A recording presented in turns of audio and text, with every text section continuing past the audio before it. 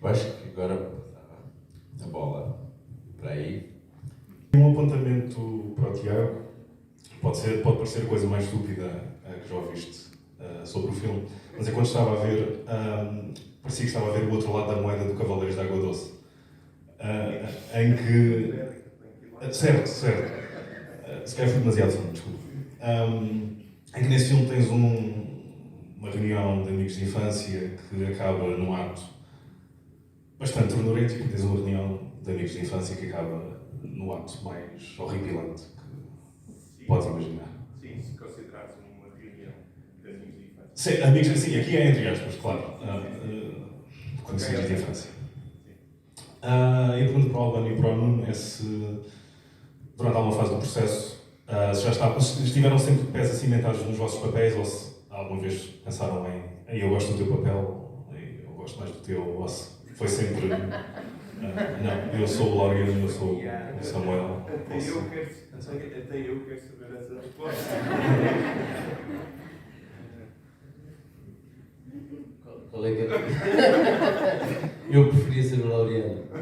Infelizmente não fui escrito para esse papel e tive que me aguentar com a morte de um pai adolescente, o que me fez pensar que já tenho idade para ser pai de um adolescente, por isso fui à partida obrigado. Porque sempre tive idade de ter muitos cães, nunca tive idade, pensava eu, para ser pai de um adolescente. E portanto isso deixou-me de rastros, mas depois o que eu era tomei escrito e o papel da Samuel era tão interessante que me passou rapidamente. Eu acho que agora tão dito isso, eu acho que tive sorte de ficar com o Laureano. Mas agora digo-te isto com toda a sinceridade. Quando trabalho com o Tiago não me interessa. Há poucos realizadores onde isto acontece. E com o Tiago é verdade, não me interessa qual é o papel. Interessa-me sim fazer parte daquilo que ele está a pensar. E colar-me da melhor forma que souber e puder, com este corpo que tenho, com esta voz, com a minha cultura, com a minha experiência de vida, aquilo que o Tiago desenhar para um objeto, para um filme, uma peça. Certo, digo mesmo. Por isso é que fiz o Samuel, se não me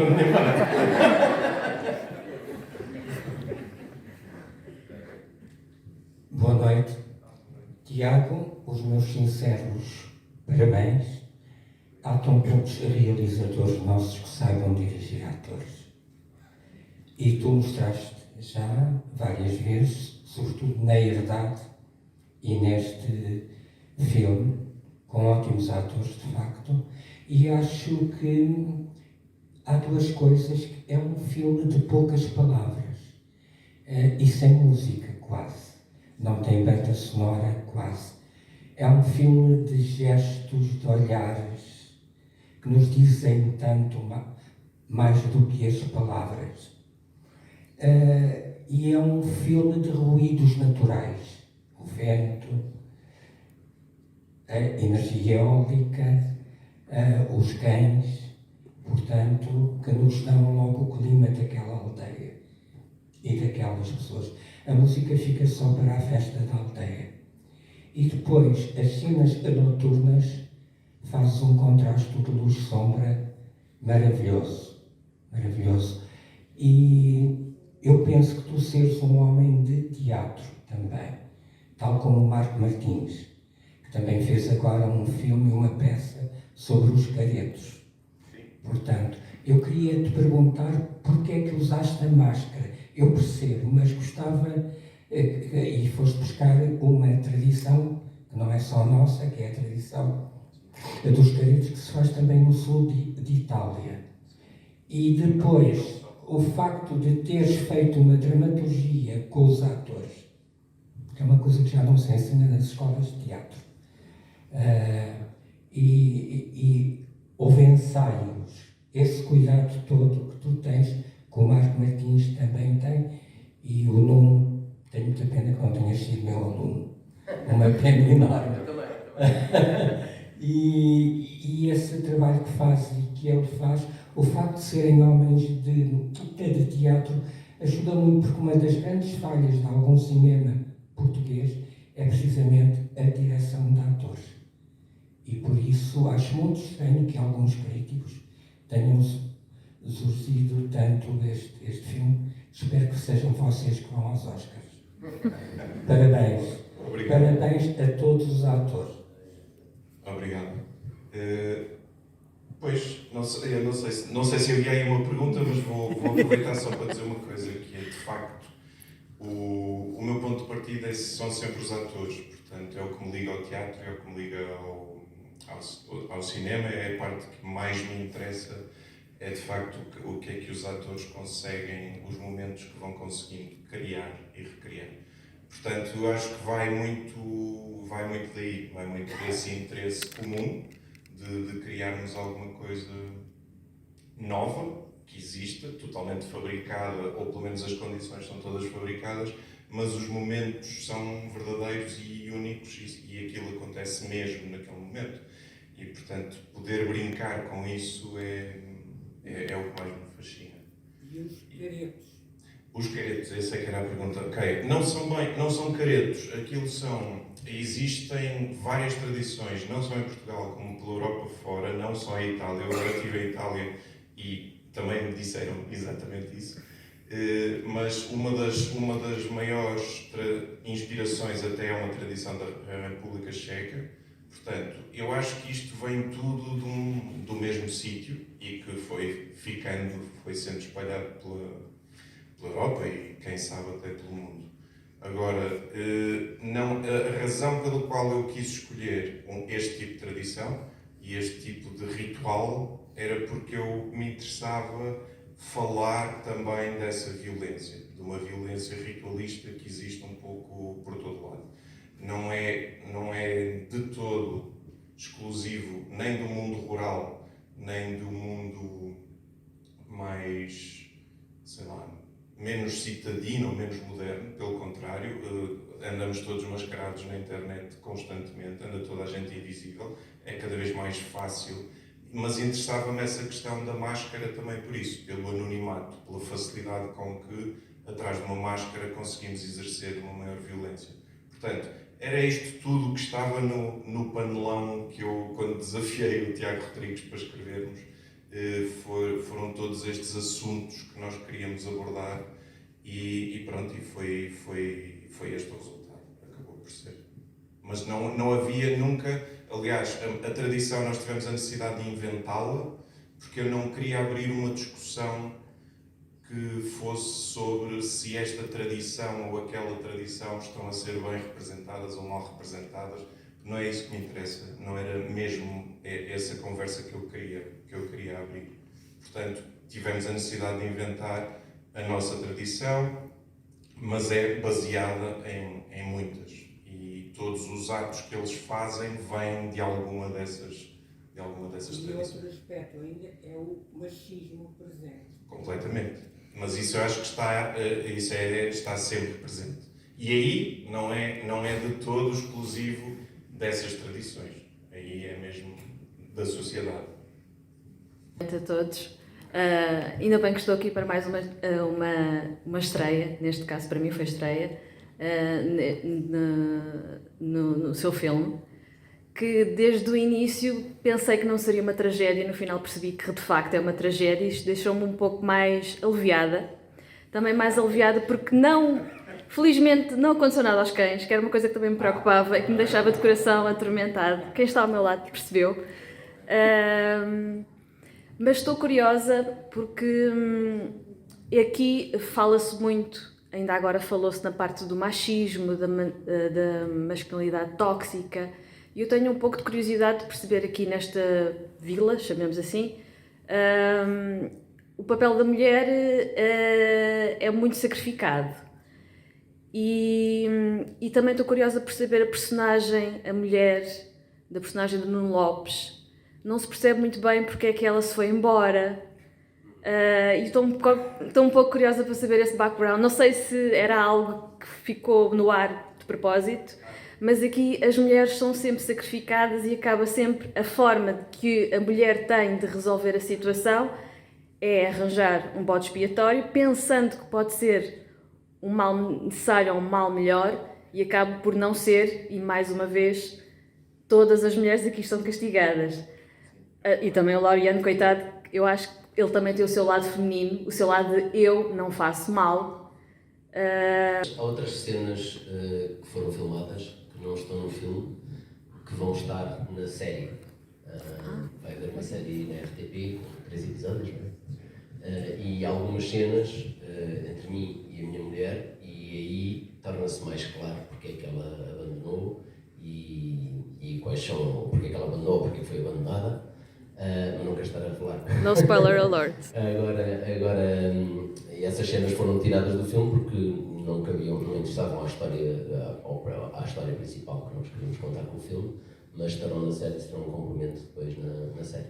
Sim, vou só complementar isso.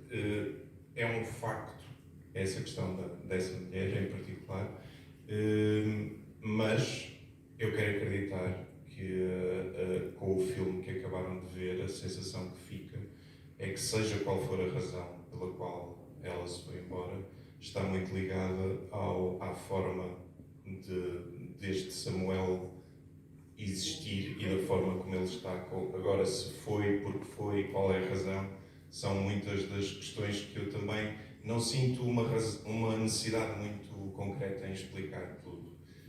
Na série é um bocadinho mais claro, há toda uma história sobre isso, mas em relação ao papel da mulher, é um facto, foi uma das grandes dificuldades de encerrar bem esta história sem ficarmos com essa sensação, até porque a Judite, sendo o único personagem feminino do filme, quase, não é?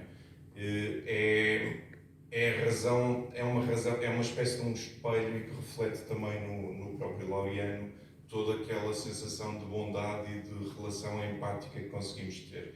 E é uma grande traição para todos nós que de repente ela o entregue e o sacrifique.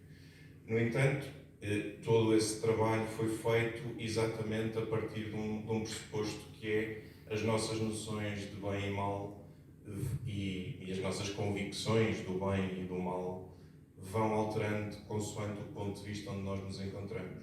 E, portanto, tem muito a ver com isso, que é, sim, ela gosta muito do Laureano, acho que isso não há dúvida nenhuma, mas de repente sente que a única forma de salvar a filha é aquela. E é sacrificando uma vez alguém. E isso, pronto, é um dos grandes dilemas. Nós acreditamos, e isso é uma das coisas que tem surgido muitas vezes, há pessoas que acham que ela já sabia que o iam matar. Nós nunca trabalhamos nesse sentido, nós trabalhamos no sentido em que ela não faz ideia, ela acredita que ele vai preso e acredita que vai manter-se numa relação e achando que vai estar, de alguma forma, a conseguir, até que ele vai estar melhor, de alguma forma, vai ter quem cuide dele, vai ter quem se preocupe com as questões da alimentação, fica tudo resolvido. Isso foi tudo muito falado, mas sim, esse risco esteve sempre em cima da mesa e eu não queria de todo que ficasse essa mensagem e por isso também a temos no final, alguém tinha que chorar aquele personagem, alguém tinha que chorar o Laureano, porque eu podia ter terminado o filme na morte, eu podia ter acabado e pronto, e a mensagem quase, que eu odeio essa palavra, mas poderia estar lá. No entanto, eu precisava de dar aqui esta réstia de esperança que reside numa consciência, que a esperança neste momento reside só no criar de uma consciência de que algo está a ser mal feito e que deveria ser feito de outra forma, ou que poderia ser feito de outra forma. O Laureano já era a segunda vez que se sacrificava por ela. Da primeira vez também. Mas são sacrifícios muito diferentes. No primeiro é um instinto dele de bondade e de empatia pelo outro. É algo que ele não é, é instintivo. Aqui há uma consciência maior de tudo, da manipulação da Judite, de tudo, do medo da Judite. A Judite também tem dúvidas, ela tem um momento ali em que ela, a cena contigo, em que de repente ela própria não tem a certeza se foi ele ou não. E isso foi uma coisa que também foi muito trabalhada com eles. Entre eles os dois, a relação deles nas cenas foi sempre muito trabalhada. Quando tu fizeste o Ulisses, eu conheci-te uns anos depois e te perguntei-te, na altura, se quando fizeste o se já eras pai. E tu nessa mesma noite disseste-me, eu ainda não sou pai. E eu fui às lágrimas, acho que as disfarcei, acho que não disse pela admiração extra que ganhei a partir dessa noite como ator. Parece-me evidente que nunca vais ser convidado para fazer o papel com cães, porque tu ou és pai ou és mau, convidado para esses papéis. Já fiz de gorila com o Tiago. Nunca vou. Portanto, a questão que eu tenho para ti parece-me que sei a resposta, e acho que a disseste todos, mas ainda não és pai, para não. Não sou. E foi uma das. Faz a pergunta ao Tiago e depois. Ok. A pergunta que eu tenho para o Tiago portanto, eu tenho ideia, porque conheço da área, e por amigos têm da área, que há realizadores que dirigem, portanto, e há outros que não dirigem, atores que são realizadores e têm, portanto, um diretor ou diretores e atores mais nas novelas, acho eu. Ok. Então não está. Mas no cinema, portanto, eu não sei bem como é que funciona, se o realizador também dirige os atores sempre ou não. Mas, eu sou um elogio, eu não te conheço, portanto, o Albano não conheço pessoalmente, mas tenho uma grande admiração por ti, como ator. E a minha questão para o Tiago tecnicamente, e romanticamente, se quisermos, como é que se dirigem dois monstros destes? É só para lhes dar, portanto, qual a sua posição, portanto, em cima, ou é para lhes tirar algo mais que a gente sabe que eles têm? Obrigado. É extremamente simples, ou seja, não é simples à partida. Eu lembro da primeira vez que tive que me relacionar com atores. Eu tenho sempre algum problema com a palavra direção de atores, porque basicamente eu não os dirijo, ou seja, eu vou criando as condições para eles trabalhar e vamos tentando chegar a pontos comuns das nossas visões, das nossas intenções. Agora, foi-se tornando cada vez mais fácil a minha comunicação com os atores. Eu não consigo imaginar realizar um filme e não ser eu a tratar com os atores. Não consigo, porque é a parte, como já disse, que é a parte que mais me fascina.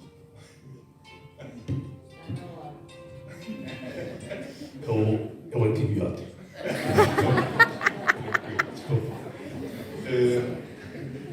Mas onde é que eu estava?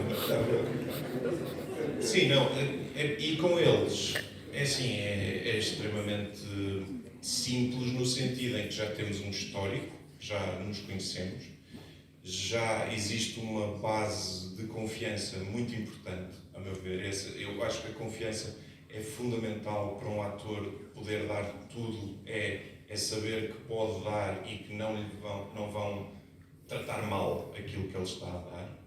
E no caso deles, os dois, até foi um processo muito semelhante, que é como eu vou trabalhando na escrita do filme até à última, inclusive na rodagem e inclusive na montagem, fui-lhes pedindo, até durante a rodagem, nós íamos fazendo duas versões quase muito subtis, mas de cada um. Ou seja, eu tinha um Laureano mais perigoso e tinha um Laureano mais naive e tinha um Samuel que também era mais agressivo e era mais empático. E íamos gerindo isso porque eu sabia que na montagem me iria ser útil para conseguir o tom que eu queria no filme. Porque isto depois, só quando as peças estão todas juntas, é que se começa a ter uma percepção. Nesse caso, fazes take das duas versões? Depois escolher a montagem? Não é sempre. Imagina, estamos a fazer uma cena, se aquilo nos parece bem logo, fica. Agora, se houver coisas que eu tenho algumas dúvidas, ou eles próprios ainda querem experimentar e querem ir para uma outra zona, eu deixo, normalmente. Nós normalmente até temos uma coisa que é quando eu estou satisfeito, mas percebo que eles ainda querem fazer qualquer coisa, e fazemos sempre mais um. Portanto, é sempre um trabalho conjunto. E por isso é que a palavra direção é assim um bocadinho, às vezes, mal aplicada, mas é o normal, é o comum. Dou um exemplo, por exemplo, a cena da Morgan, que eu vejo pela primeira vez com o meu filho morto. Nós fizemos uma versão mais emotiva, uma reação mais emotiva da parte do Samuel, e uma versão mais fria dois takes completamente diferentes e pronto. Mas eu acho que se baseia nesta coisa que o Tiago estava a dizer de confiança. E em relação a isso que estavas a perguntar de eu não ser pai, não sou ainda.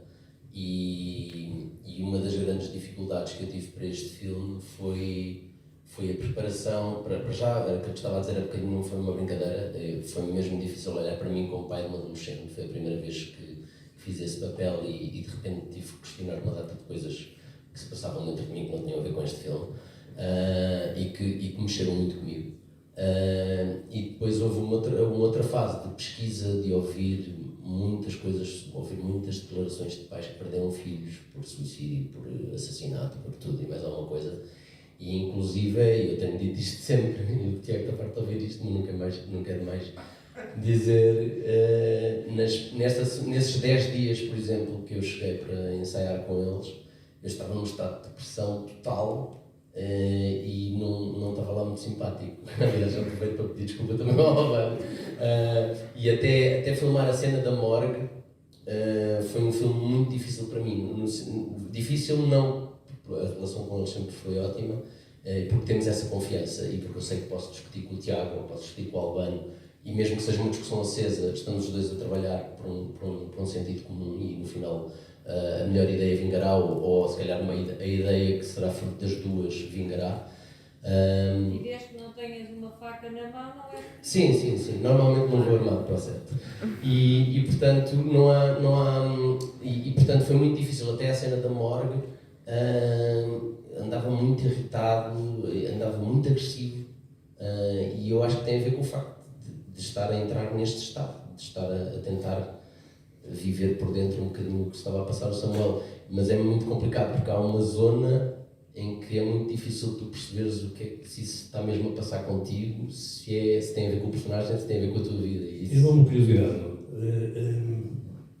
tu eras muito mais jovem quando fizeste o Ulisses, e eu acho que disse isso na altura, eu disse que sou pai, não consigo ver o Ulisses. E não consigo graças a ti, graças à carga que já na altura, portanto, à carga de desespero, que me é tão fácil de imaginar, e eu costumo dizer como pai que para mim é mais horrendo imaginar um filho que desapareça do que morre, porque morrendo, portanto, teoricamente pode estar em paz, não é? Portanto, o desaparecimento com casos como mais mediáticos, ou menos como o da Média e o do Rui Pedro, é portanto uma agonia para o resto da vida, se não aparecer. Portanto, agora que já cresceste ainda mais como ator, tipo como homem, na altura eras pai de uma criança do Alice, eu tinha esse caso de um adolescente. Tens a noção, ficaste com uma noção dessas duas experiências, de qual é que foi mais difícil, de qual é que teve mais sumo e mais nuances como ator?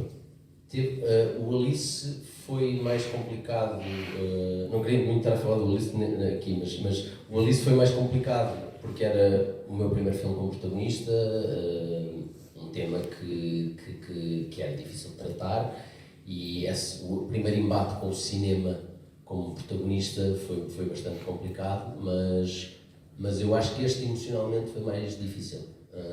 Não na relação, lá está, não na relação com o Tiago ou com o Albano ou com os outros colegas, mas na relação do sujeito comigo próprio. Acho que foi muito mais complicado este e foi muito mais difícil sair deste filme do que do Ulisses. Pronto, primeiro, muitos parabéns a todas as pessoas envolvidas neste filme. Muito merecido. Todos os prémios já receberam e esperemos que recebam muitos mais. Eu só queria ser muito breve.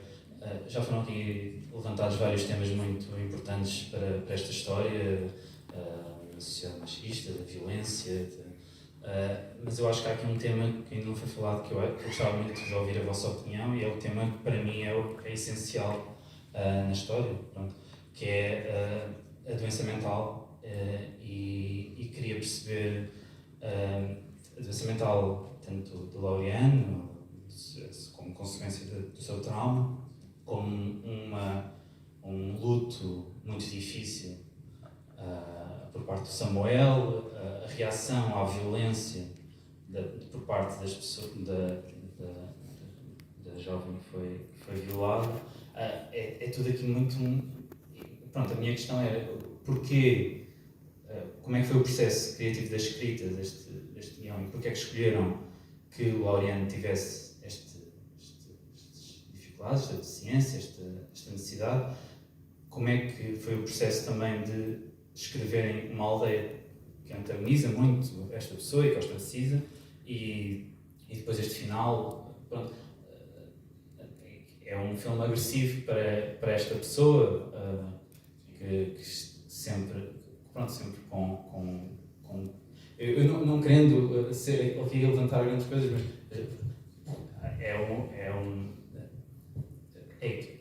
pronto, eu estou-me a perder um bocadinho, mas... Se quiseres eu posso começar já. É como é equiparado a cão. Estamos aqui a perceber. Não, mas é completamente. Nesse sentido e é alguém que é maltratado e que é abandonado e que é negligenciado, e nesse aspecto os cães surgem como uma metáfora desde o início. Desde na fase da escrita, eu queria que os cães fossem cães abandonados, fossem representar de alguma forma também o que o Laureano foi sofrendo na infância.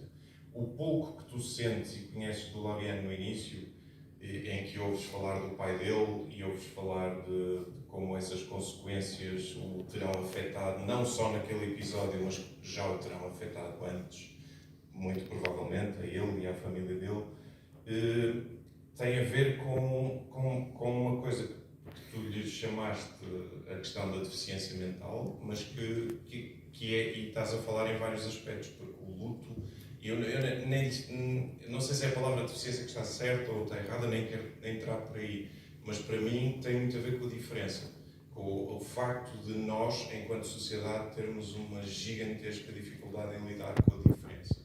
Pronto. E no caso do Laureano, prende-se com diferença quase emocional e afetiva. É alguém que é diferente dos outros, em que naquele momento pensou pela cabeça dele e decidiu agir para salvar algo que ele achava que estava errado. Pronto. De onde é que isto nasce? Nasce de várias questões que me assombram. Sou pai há 20 anos e tenho o papel de educar uma criança que é extremamente sensível e que sempre foi muito sensível às situações todas hostis, à hostilidade do mundo. E tu vais-te apercebendo da violência diária que o mundo exerce sobre essa diferença também. Portanto, vais também aprendendo a lidar com isso. E o Laureano nasce de uma pessoa real. Eu conheci uma pessoa que me fez querer escrever sobre aquilo, não tendo uma situação destas, porque não foi agredido como este, mas foi agredido de outra forma, num bar, com 18 anos, e que para sempre ficou excluído na vila e na aldeia, e sempre foi alguém de extrema gentileza, alguém muito educado, sempre muito afável para todos, mas ao mesmo tempo excluído, auto-excluído. Pronto, não tinha os cães, não tinha nada. Depois de tudo isso foi surgindo do tal panelão que fomos pondo para lá os ingredientes e nasceu isso. Por isso, havia desde sempre um fascínio e uma vontade de falar sobre uma coisa que me atormenta muito, que é, nós estamos sempre a dizer e a aprender e a dizer aos nossos filhos para fazerem o bem e para serem bons e para tratarem bem o próximo, e estamos constantemente com este discurso, e depois a realidade não se comporta com eles dessa forma e a recompensa desse bem não vem, ou tarda ou não, e portanto este desfazamento enquanto sociedade é complicado, e é uma coisa que eu acho que a mensagem do filme acaba por ser tão negra exatamente por isso, que é, há um lado de nós que temos a esperança de que o bem vai prevalecer e que o pobre do Laureano pronto, mas na vida infelizmente isso não acontece muitas vezes assim. O objetivo é pensar um pouco porque é que tem que ser assim e não ao contrário, porque é que não conseguiríamos de alguma forma agir de outra forma. Mas passo aqui ao Laureano Isto que o Tiago disse foi aquilo que nós ouvimos antes e que eu ouvi antes. E então, estás a perceber, eu tento-me colar a isto. É um bocadinho deixar-me de parte e estou aqui. É um bocado isto. O que é que eu acrescento aqui? Uma frase também que é tua, que é: o mundo avança, mas não evolui. E então é um bocadinho estas perspectivas de como é que nós podemos quebrar estas herdades, não é? Estas coisas que vamos herdando, não é? Este património de violência que vamos perpetuando de uma forma ou de outra, uma forma às vezes mais visível, outras vezes não tanto. Não tanto. E depois eu acrescentei aqui outras coisas. Eu perguntei ao Tiago: as pancadas que ele levou é deste lado ou deste lado? Então, se é deste, vou falar com o neurocirurgião, porque isto tem tudo que ver com os lados que me afetam depois, ora na fala, ora na sensibilidade, ora na fotossensibilidade, ora na empatia que eu tenho com o estranho, ao som. Tudo isto se tentou materializar no meu corpo. Então, esta ideia de patologia que tu estás a levantar muito bem, foi construída partindo daqui. Eu tentei trazer também um bocadinho deste lado mais meticuloso, se quiseres, mais secreto, e depois é um bocadinho isto tudo que fomos mordendo e pronto, e apresentamos. Fala de uma vez problemas. Posso falar? Bom dia. Agradecer pelo filme, muito bom filme, e eu fiquei muito curioso porque esse filme, como brasileiro, a gente tem um momento político específico que o filme representa muito, assim, que é a violência fascista, que ela está sempre latente e de repente ela ressurge. Eu acho que a ideia de voltar à máscara ressurgiu. Por exemplo, o único estado do filme é a polícia. E o Laureano, que é o personagem que tem um problema mental, ele é tratado como eles eram tratados nos campos de concentração. É uma figura que acaba... Eu imagino que, não sei, estava isso na construção do filme, dentro da sua cabeça? Ou veio depois, ou foi uma coisa que... Pode repetir a expressão só como violência fascista? Sim. No sentido que há elementos ali que nos remetem a esse problema espírito que estamos vivendo hoje em dia no mundo, e eu acho que o filme representa muito bem esse momento.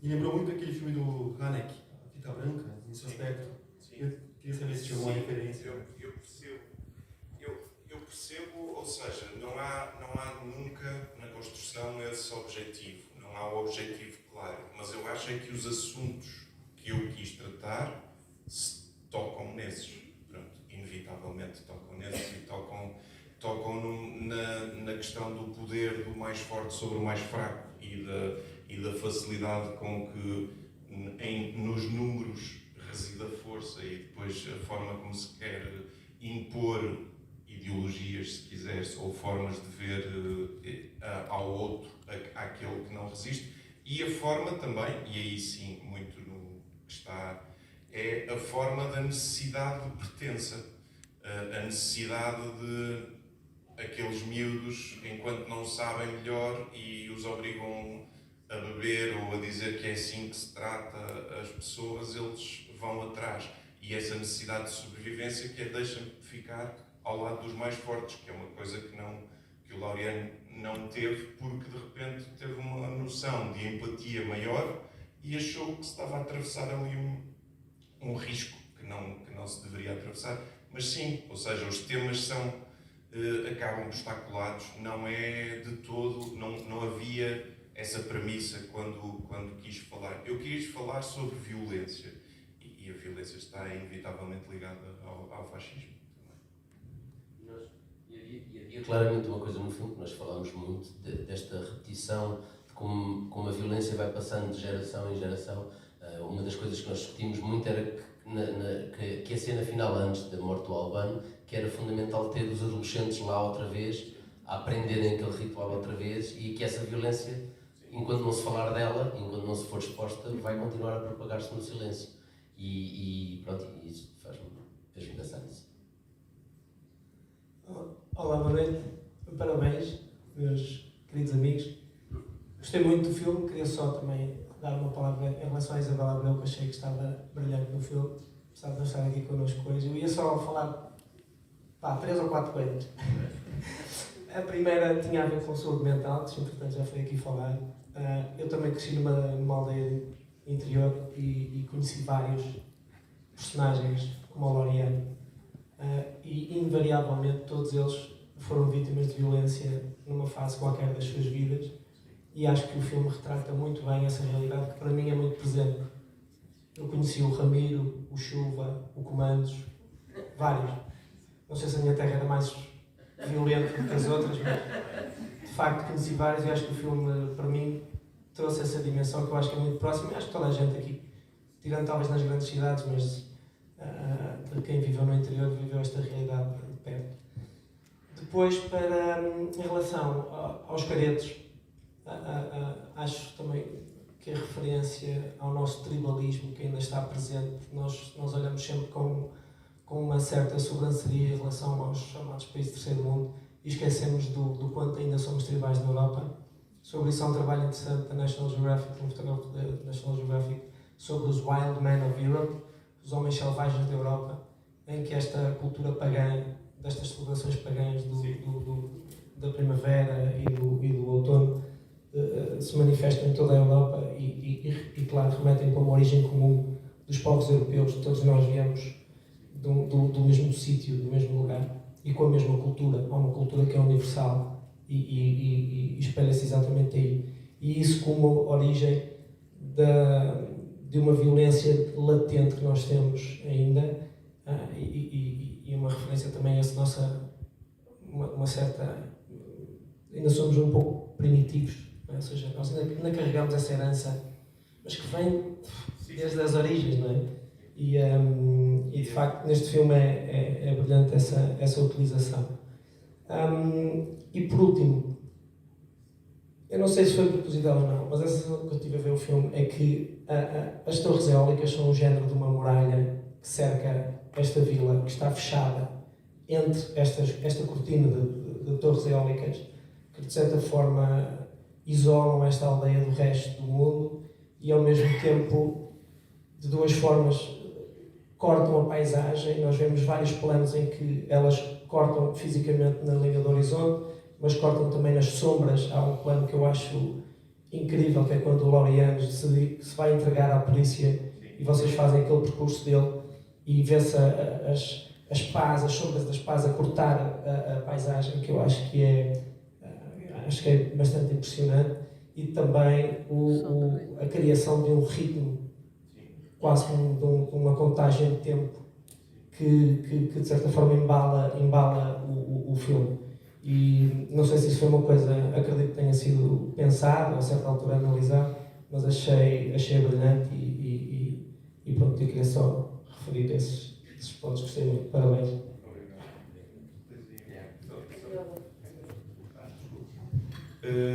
Sim, as eólicas estão lá com esse intuito, até porque elas próprias representam em si uma forma de violência.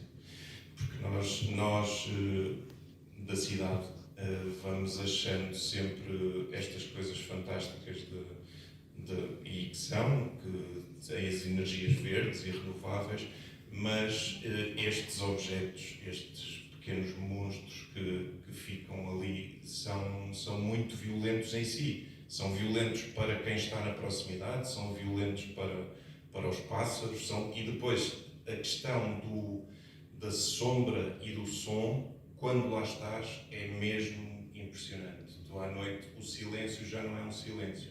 O silêncio está sempre com aquilo lá e sim, tem uma cadência, tem um ritmo e tem uma coisa que a mim me interessava muito, que era o circular, que está desde o início, que é das gerações em gerações e lá está, que nós vamos andando, mas parece que não saímos dali.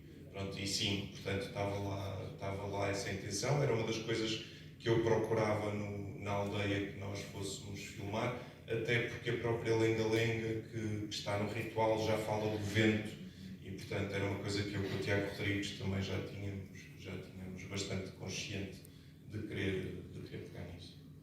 Mas obrigado pelas palavras. É o meu trabalho e também o facto de ter amigos, família, vida, obriga-me a cortar automaticamente com aquilo que estou a fazer, porque eles também não têm que levar com esta coisa toda. Basicamente é isso. Mas, no fundo, o que eu te quero dizer é que, sem este lado de vida, aquilo que eu faço não tem interesse. Eu gostava de dizer é que se o cinema ou as artes, a literatura, a pintura, não falarem destas coisas e as escondermos, elas não desaparecem.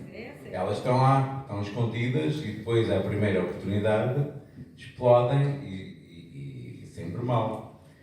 Eu acho muito bem e agradeço ao Tiago e agradeço aos atores que participaram no filme, este filme, porque me obriga a mim e às outras pessoas. Aliás, nós temos, o filme estreou há cerca de 10 dias, nós já percorremos o país de norte a sul.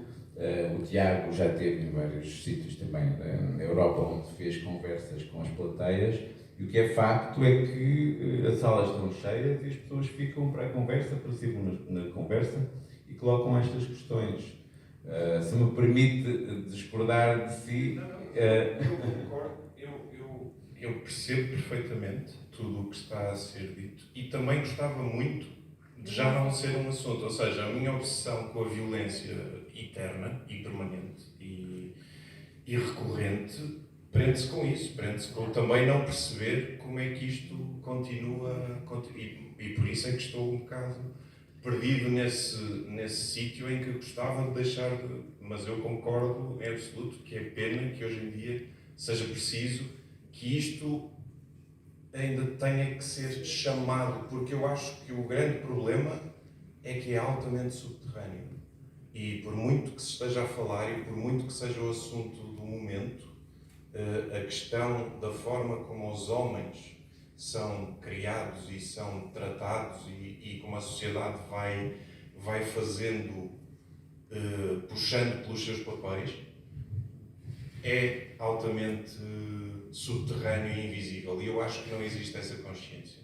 E há outra questão que também está ligada a esta e que também se puxa muitas vezes e que tem a ver com o consentimento de quem vê, das testemunhas e das próprias vítimas. E isso tudo também vai perpetuando isto. E este problema é muito grande, é uma coisa muito... e está muito emaranhada e é muito difícil de perceber onde é que se agarra. E por isso é que eu digo claramente, nós ao pegarmos neste filme, não estamos nunca sequer a sugerir uma resposta. A única coisa que eu peço é que se pense porque é que se continua assim, porque é que se tem que ser assim, porque é que não pode ser de outra forma. Claro que podia ter, o Loriano podia não ter morrido, claro que podia ter acontecido 1001 coisas, mas aí se calhar já não vamos pensar nesta violência que permanece. Portanto, mas eu concordo, eu gostava muito que já não fosse preciso. Há uma cena que me impressionou muito porque é uma violência, por acaso é a cena mais palavrosa do filme. Depois do enterro do filho, do Pedro, atua o teu diálogo com uma mulher que te pede para ficarem em casa porque ela não tem a tua força, porque tu vais sobreviver. E é muito interessante porque eu trabalho também como voluntário na APAV e temos muitos casos destes, desde muito transversais, desde os mais jovens, as violências aos mais velhos também, mas esse diálogo que é o mais palavroso de todo o filme, para mim é de uma violência incrível e define-te bem a ti.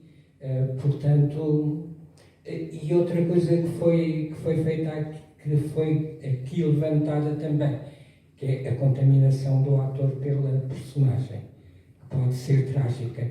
Um exemplo mais exagerado disso que eu conheço foi o melhor Tarzan de sempre, o John Weissmuller, que acabou num hospício de loucos a dar os gritos do Tarzan. Mas, olha, parabéns, portanto, adorei. Queria só deixar claro uma coisa. Essa contaminação que eu falo, eu concordo exatamente com aquilo que o Albano disse. Isto é um jogo. Aliás, vou dizer uma coisa que já disse e que noutra conversa que eu gosto muito de dizer, que é, acusam sempre os atores, é uma coisa que me ofende imenso quando alguém me diz: tu és ator, deves mentir bem. E uma vez vi uma entrevista de um ator, do Gary Oldman, que disse uma coisa que eu nunca me vou esquecer. Disse que quando está em palco a fazer o Hamlet, ele está a fingir que é o príncipe da Dinamarca, está a fingir que está na Dinamarca, está a fingir que as palavras do Shakespeare vêm da cabeça dele, está a fingir que o pai dele morreu, está a fingir isso tudo. E as pessoas todas na plateia estão a fingir que acreditam. E portanto, estamos exatamente no mesmo ponto. É um jogo, nós sabemos que estamos a fingir e vocês sabem que nós estamos a fingir. Nós entramos neste jogo em conjunto. E a razão pela qual eu não gosto, quando vou ver um filme, às vezes não gosto, é porque sinto que esse jogo foi quebrado. Porque eu quero ser bem enganado. E portanto, isto para falar dessa contaminação da personagem, eu sinto que tenho que ir aí como ator para jogar este jogo. Há atores que não têm que fazer isso. Há atores muito diferentes. Eu sinto que tenho que ir aí, infelizmente. Preferia até ser de outra maneira.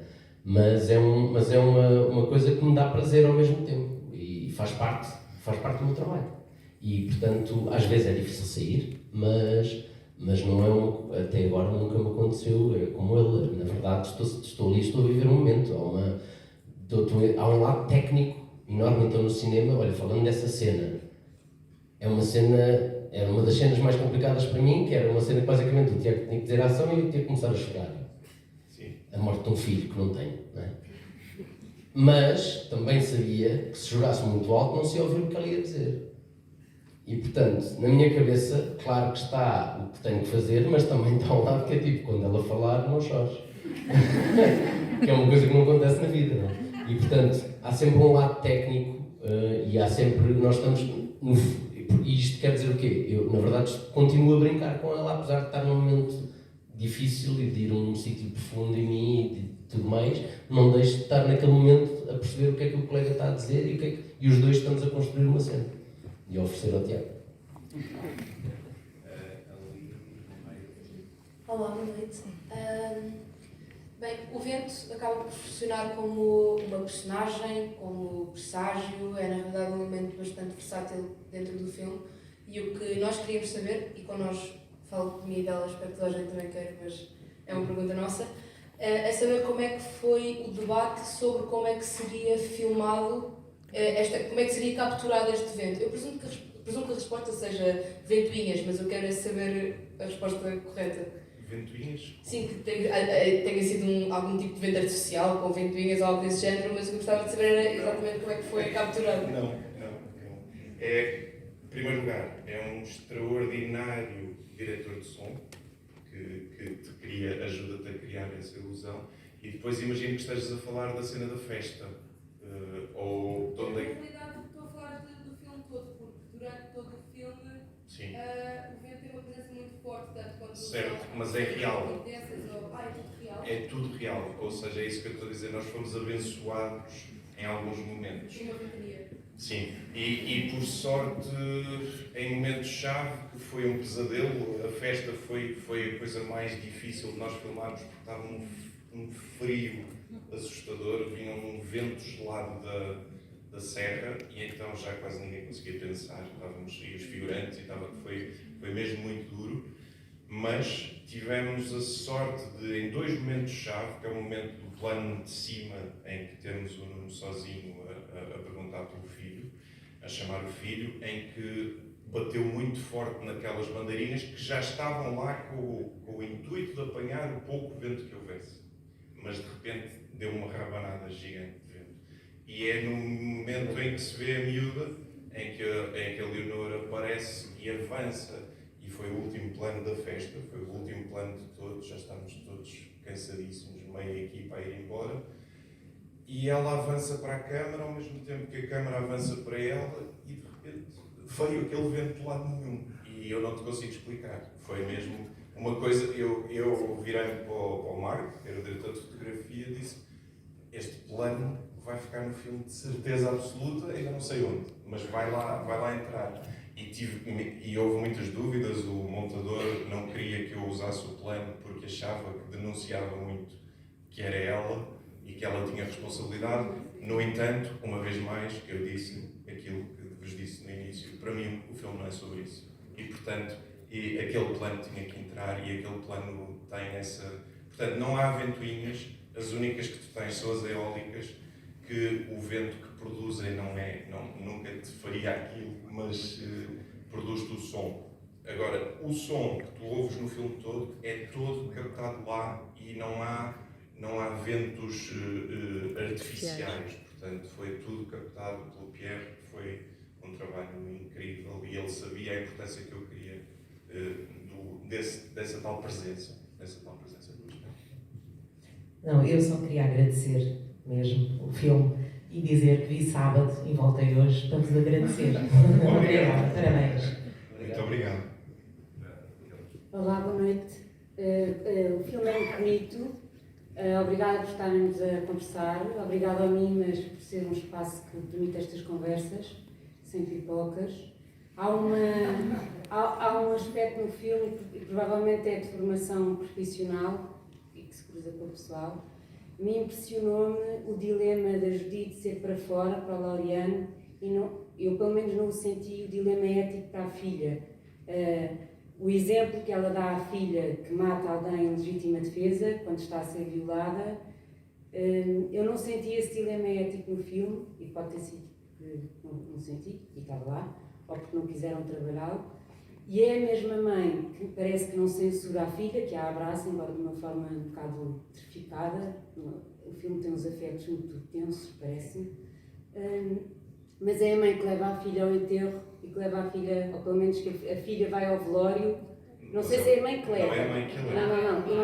Não é a mãe que leva pela mão, mas a filha daquela mãe está no velório, sentada, nem sequer entra e sai, está sentada, a cheirar o corpo e a ver o corpo do homem que a violou. Não cheira. Quer dizer, tudo tem cheiro. Esta sala tem imenso cheiro desde que vocês entraram, o cheiro da sala mudou. Alguém está a usar perfume. Por isso, tudo tem cheiro. Não sei, a filha, isto para dizer que a mim me impressionou, ou com a complacência do padrasto, mas, ou melhor, pela mão do padrasto, com a complacência. O padrasto naquele momento não sabe. O padrasto leva ao velório de um miúdo que morreu na aldeia. Mas sabe no enterro. Mas no enterro. Não sabe, não. Não sabe. Ele não sabe. A mãe sabe. A mãe chega, e faz-lhe uma festa. Agora não posso desprestigiar o meu foco. Tenho uma memória, baralho tudo, vou ver o filme outra vez a contar. Não, mas eu percebo. Tenho que ver várias vezes. Eu posso responder em relação a isso. Mas deixa-me só dizer, eram duas coisas. É o dilema da mãe, que se o amor de mãe é assim tão grande, isso é uma coisa líquida. As mães aceitarem que a filha mata, e se não há aqui, se há no filme, e se isso é tranquilo, e é mesmo assim, uma descrença da justiça, porque os polícias são todos um bocado desacreditados, e são moles, e então, se também nos quer fazer pensar sobre o que é a justiça e o que é a verdadeira justiça, se aquela miúda fosse arguída e fosse julgada, se era condenada, e se nós não devemos acreditar na justiça, o que é que podemos fazer para acreditar na justiça? Sim. São tudo temas. Obrigado. São tudo temas são extremamente pertinentes e foram falados. A questão do papel da polícia também e dessa descrença na justiça. Eu acho que no caso da mãe, e será sempre muito relativo, vai depender sempre de que mãe for e de que mãe estivermos a falar. Aí já será, cada um vai reagir de maneira diferente, era a tal questão dos pontos de vista de cada um. Eu acho que no caso desta mãe, que é a mãe que nós podemos falar, ela não quer sequer que a filha passe por isso tudo. Ela não quer que ela passe por aquilo tudo. E acredita que, por momentos, acredita que aquele homem vai ser preso, mas que será apenas isso. Ela não o quer morto. O grande dilema surge depois. E depois era aquilo que o Nuno dizia. O próprio personagem do Nuno é enganado. Ele acha que está a matar o assassino do filho. Porque alguém depois ali esconde. E quem esconde até acaba por ser o polícia, nesse aspecto. E é o polícia que vai depois tentar também ele fazer o seu papel familiar e tentar salvar. Obviamente que isto é tudo tudo relativo e sim, podemos perfeitamente questionar se alguém é capaz de fazer isso ou não. Esse dilema está lá e esse dilema e este é o resultado do que nós quisemos fazer no filme. Mas sim. Mas eu dizia só, para me parecer que já há bocado me enganei que o pai sabia, que o padrasto. Eu estou a falar do dilema ético, a mãe tem um dilema ético para fora, que é muito, se vê lindamente, mas eu não sinto o dilema ético para a filha. A Salomé daqui a 10 anos existe, daqui a 20 anos existe, e matou, ainda que em legítima defesa, tem uma causa de exclusão, mas matou e não foi, não entrou... Não sofreu nenhuma consequência. Não sofreu, isto não é lei de talião, eu não estou a dizer que ela tem de sofrer, eu estou a dizer que a mãe não a integrou no sistema, e o sistema... Qual sistema? Que é o Estado... Judiciário? No Estado de Direito. A mãe não deixou que o Estado de Direito dissesse à filha tu não tens culpa, porque tu agiste em legítima defesa. E a Leonor amanhã... A Leonor não, a Salomé amanhã existe e é esse o exemplo que vai passar. Ou seja, não é só o dilema da mãe eu percebo isso. O que é que faz a Laureano. Eu percebo isso. Faz disso uma tragédia. Primeiro o filme É não permitir à filha expurgar o pecado, porque a mãe não permite. Não sei. Ou eu sinto que a mãe não permite. Não, eles também não sei. Eu não sei como é que eles vão lidar com o assunto. Nós largámos-los ali, não é? Eu não sei como é que...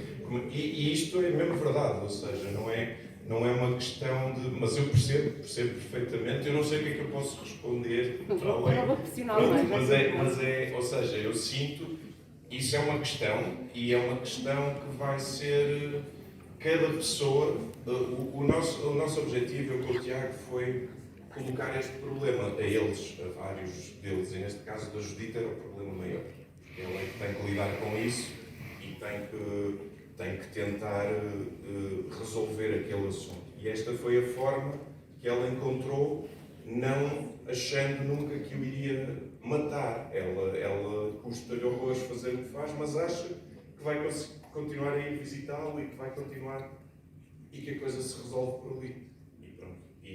Mas infelizmente acontecem outras coisas em paralelo que faz com que as consequências desse silêncio e do não se falar do assunto, mas esse é um dos temas também, é um dos temas, o não falarmos.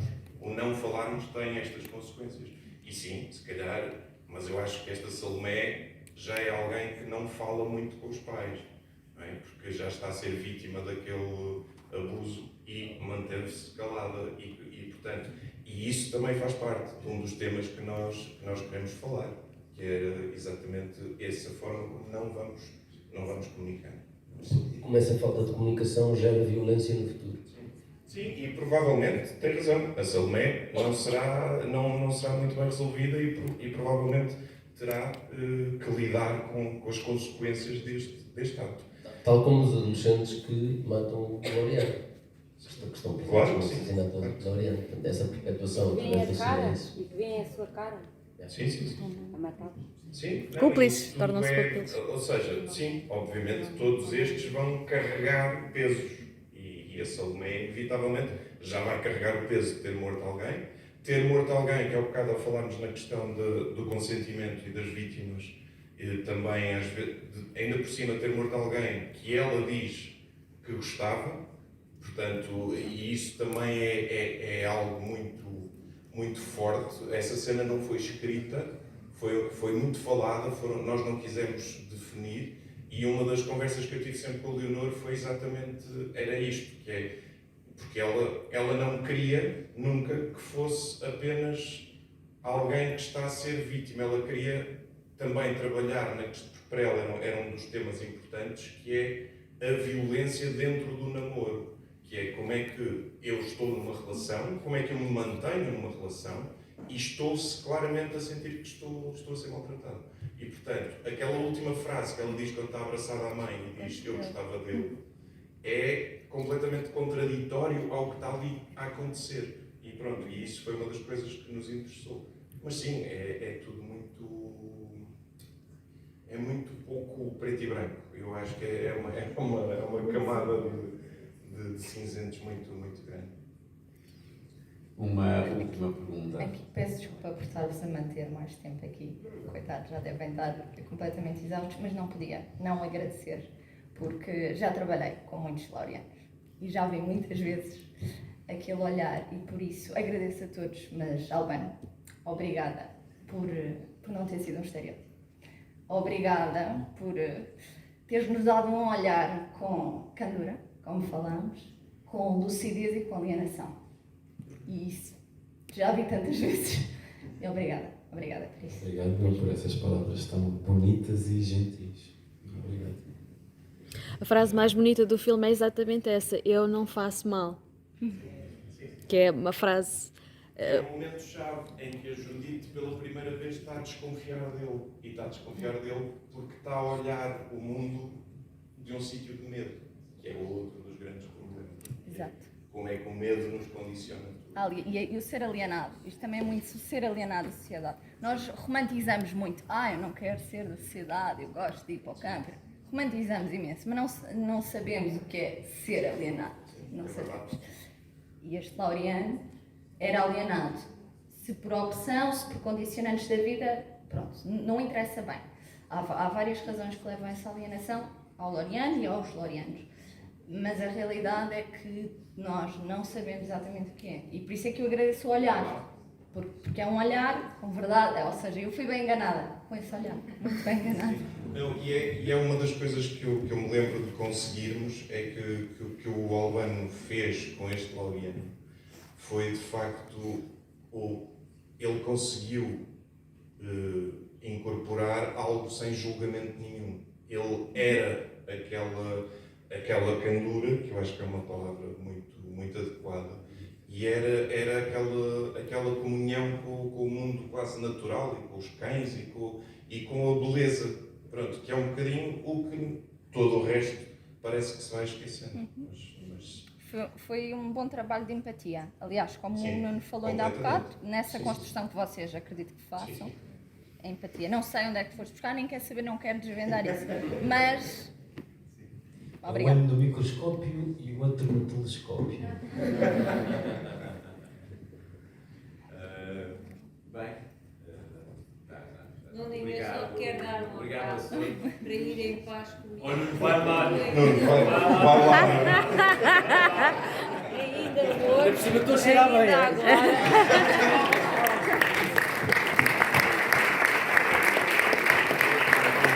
É que Samuel nunca. Eu só queria dizer antes de ir embora aqui. Deixa-me só dizer obrigado e peço desculpa se o meu perfume emprestou em sala. Tenho o hábito de tomar banho quando venho falar em público. Em princípio vamos fazer, anunciaremos entre amanhã ou depois, uma nova sessão com um debate aqui com o Dr. Daniel Sampaio, o Tiago e ainda não sabemos se o Nuno vai chegar. E podemos vir só ao debate, é que eu não aguento ver este debate. Pode, se não houver lugar. Não, sento nas escadas, fico em pé. O debate é muito interessante. Se o Nuno vier, nós dizemos qual é o dress code. Obrigado a todos. Boa noite.